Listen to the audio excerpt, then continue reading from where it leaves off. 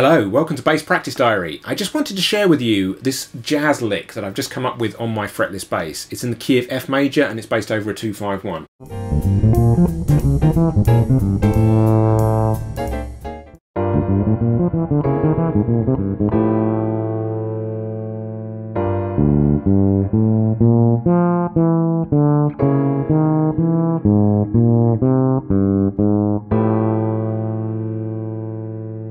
So we're in the key of F major and we're based over a 2-5-1. So G minor 7, C7, F major 7. And here's the line that I'm playing over the G minor 7 chord. Okay, so all of those notes are in the key of F major. So basically you can think of it as being a G Dorian scale. So there's no outside notes there. It's just starting on the 5th, the D, and going up to the root note, the G, and then it's 9th, minor 3rd, flat 7, major 6th, and then back down to the 5th D again. So that's a fairly obvious line to play. They're all inside notes. Now, I think the reason jazz musicians love to play on 2-5-1s is because you can really get into using the outside notes, the altered harmonies, when you get to the 7 chord. And that's exactly what I'm going to do here. So I've just landed on a D. So I suppose if you were thinking purely in terms of inside harmony, the obvious places to go would be either C, which would be the root note of the C7 chord, or E, which would be the major 3rd.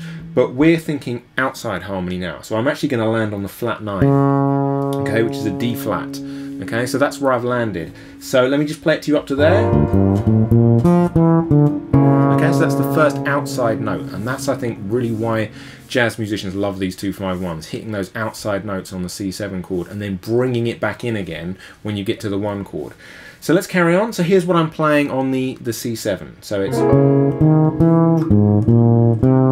Okay, so I've got there quite a lot of alterations there. You can almost think of it in terms of an altered scale, so like a kind of like a D flat melodic minor, that would be. So you've got the D flat, which is the flat 9, then you've got a sharp 9, and then you've got your first chord tone there. So you've got to resolve these things onto chord tones occasionally, otherwise it just ends up sounding weird. So if you wanted to do something that was a bit less out there, I suppose you could use flat 9 onto natural 9 and then major 3rd, but I've chosen to do 2 alterations, flat 9, sharp 9, major 3rd, flat 13, there's another alteration, and there's another chord tone, so that would be the dominant 7th. So that's the B flat, and then onto the root note, C. So that whole line, okay? So there's a lot of alterations in that line there. 3 outside notes, 3 inside notes. You could make it a bit, as I say, you could make it a bit kind of more inside, you know, it all depends what you like. It's all a matter of personal preference, so you could... So that would be a little bit more kind of inside, using the natural 9 and the natural 13 instead of the sharp 9 and the flat 13. But it's just a matter of preference. So after that, I'm going down onto the G, which is the 5th of the C7 chord, and then just chromatically up onto A, which is, that's resolving onto my F major chord.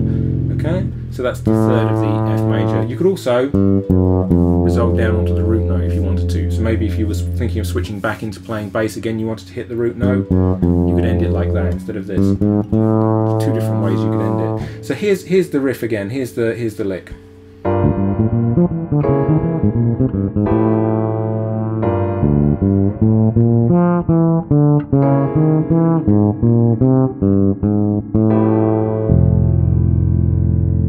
Now, I should point out that the reason I practice these licks and lines is not because I want to use them in future in any kind of solo or bass line or anything that I come up with. It's just simply an exercise in working out a melodic way to move through a set of chord changes. That's all it is. It's just helping me to really learn the harmony on my fingerboard, helping me to get the sounds in my ears.